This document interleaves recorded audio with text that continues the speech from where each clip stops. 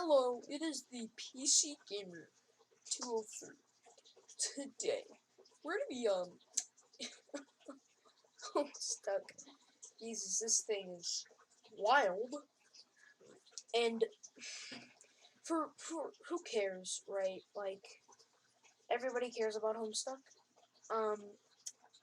Homestuck is wild in its own right.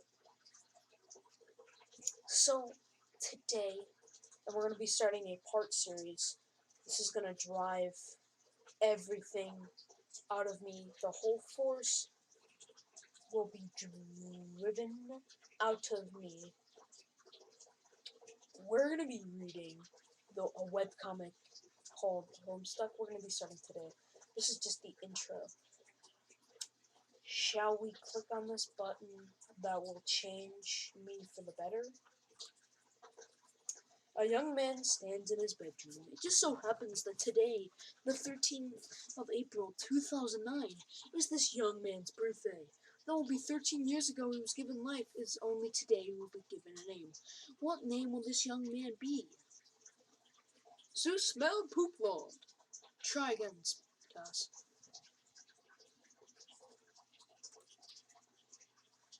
John Egbert. Your name is John. As we previously mentioned, it is your birthday. A number of cakes are scattered across your room. You have a variety of interests. You have a passion for really terrible movies. You like to program computers, but you are not very good at it. You fondness for paranormal lore.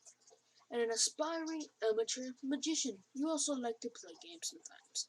What will you do? John quickly retrieved arms from a drawer. John quickly retrieves arms from drawer. Your arms are in your magic chest, poop lord. Out of sympathy for John's perceived lack of arms, you pick up the cake for him and put it on his bed. John quickly retrieves the arms from the magic chest. You receive your fake arms from the chest. You use these for hilarious antics. You catalog them in your Sylladex. You have no idea what this actually means, though. There are other items in the chest. In here you keep an array of humorous and mystical artifacts, each one a devastating weapon in the hands of a skilled magician or a cunning prankster.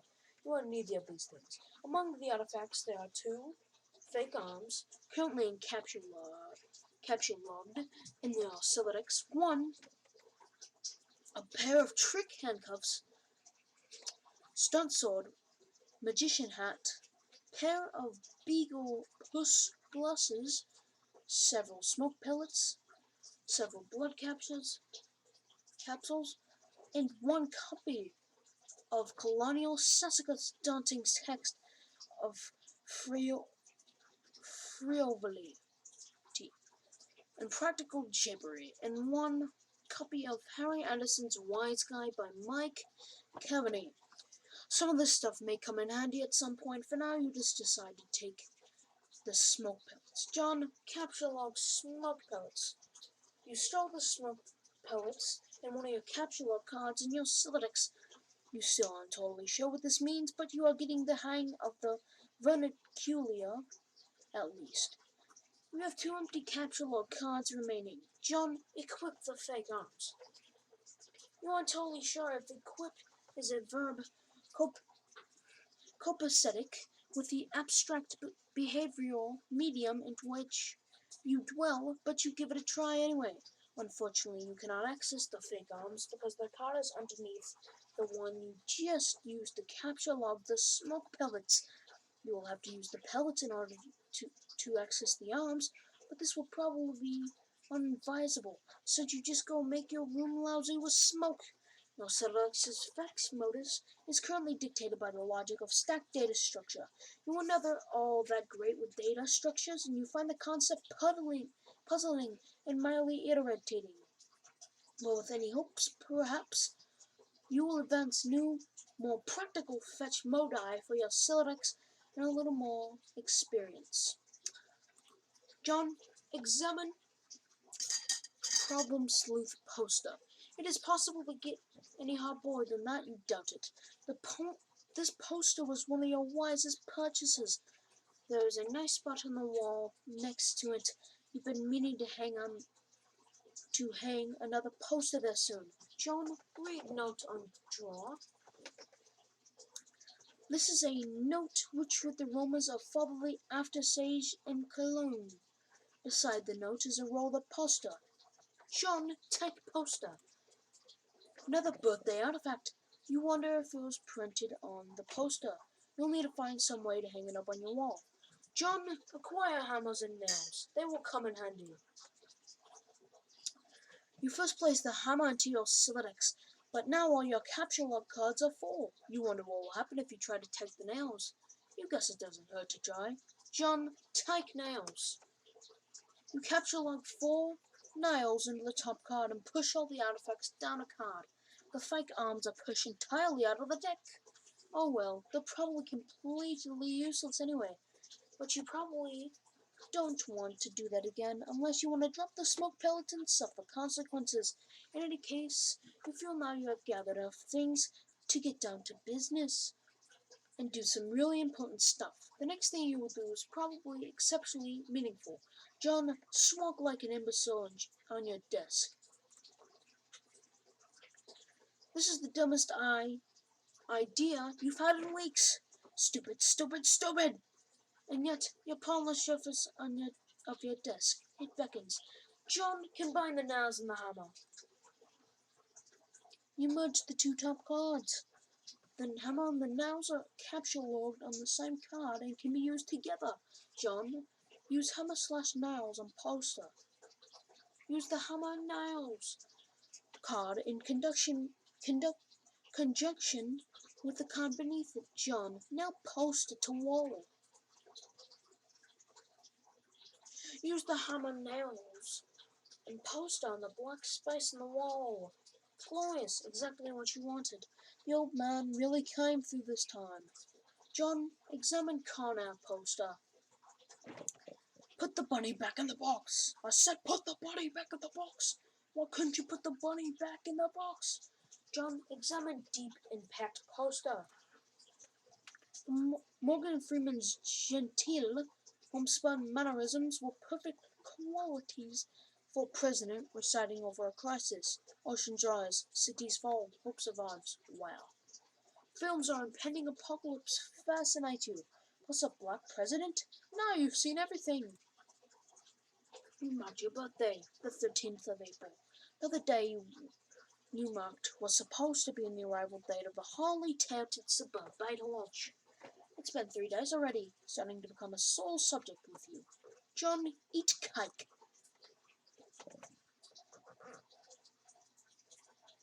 You're sick to death of cake. You've been eating it all day, and you have no intention of clogging your Silex with it either. The cake stays put out for now. You hear a noise coming from your computer. Someone is messaging you. John, examine incoming message.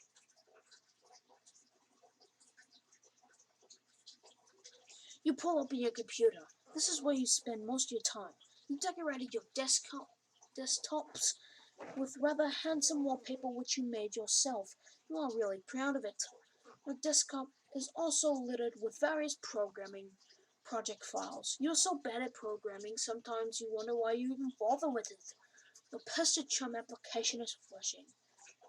Someone is trying to get in touch with you. John, open Pester Chum.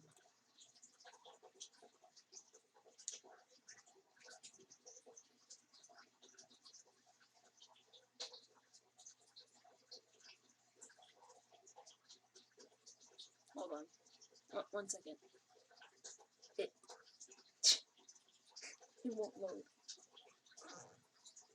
John, open message. Only one of your chums is logged in. He sent you a message, John. Open message.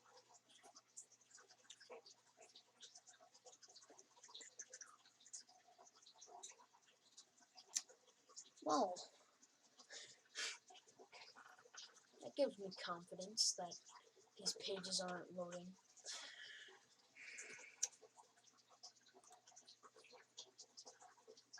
Hey, so, what sort of insane loot did you rake in today? I got a little Monsters poster. It's so awesome. I'm going to watch it again today. The apple juice scene was so funny.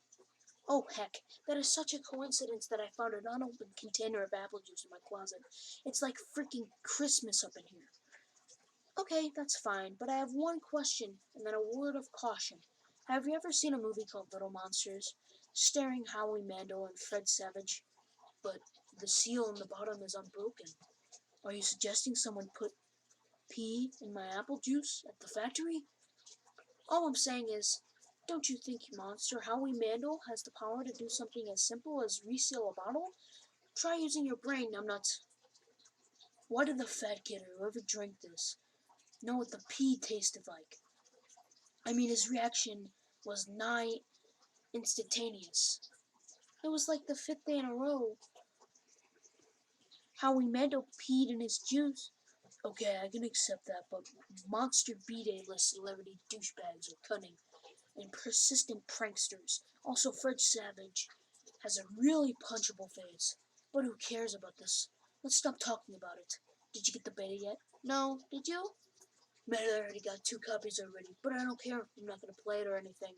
The game sounds boring. Did you see how I already got slammed in Game Bro?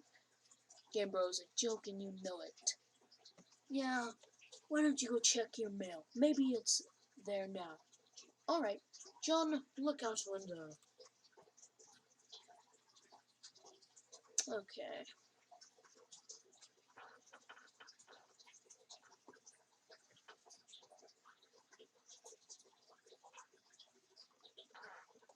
You see the view from your yard from a window. Hanging from the tree is your tire swing. In the kid's yard, in a kid's yard, a tree without a tire swing is like a proper gentleman without a monocle. Today to say he can hardly be considered a terribly proper gentleman at all. Then, beside your driveway, is the mailbox. John, examine mailbox.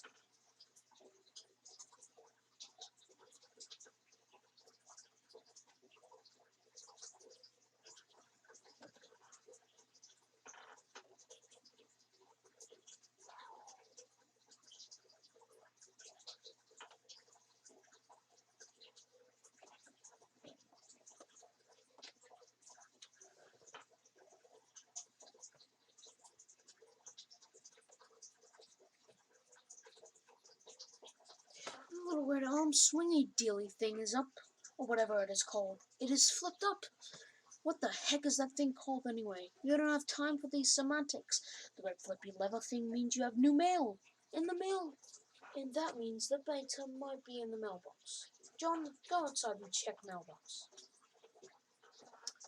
You are about to hurry downstairs when you hear a car pull up into the driveway. It looks like your dad has returned from the grocery store. Oh great, he is beating you to the mail. John, forget it. Check mail later. If you go downstairs to get it, you will likely monopolize hours of your time. You decide to chill out up here for a while until the dust settles.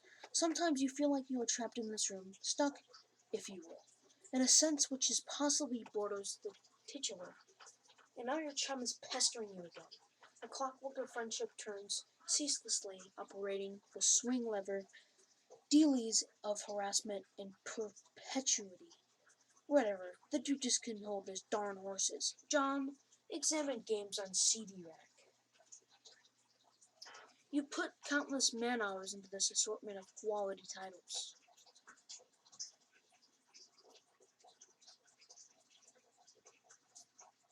John, read Colonial Sasaka's daunting text. You decide to consult with the Colonial's bottom wisdom. Good grief, and this thing is as huge. You can kill a cat if you dropped it. But to really dig in this hefty book, you will have to capture log it. You are not ready to log jam your other artifacts just beneath it yet. John, capture log Phygons again. What did you just say? You were on a clog up your... Oh, Jesus. A momentary lapse of concentration, you accidentally capture log the arms again. John, set Pester Chump status to bully. You don't think the situation is quite dire enough to call myself the rancorous, but you still feel the passage plot should reflect your mood, change the way. Bully will have to do, you guess. This is unsurprisingly does nothing whatsoever. Alright, you forgot your chum is still pestering you. John, answer chum. Is it here, there? Please say yes. Maybe you can play with TT. She's been pestering me all day about it. She's macking off me so hard all the time, I start to feel embarrassed for her. I mean, not that I can blame her or anything. Yes, it is still understandable because you are really attractive. I'm attracted to you. Thank you. Thank you. JK. Haha. No, I don't have it yet. My dad has the mail, and I guess I'll have to go get it from him and see if it's there.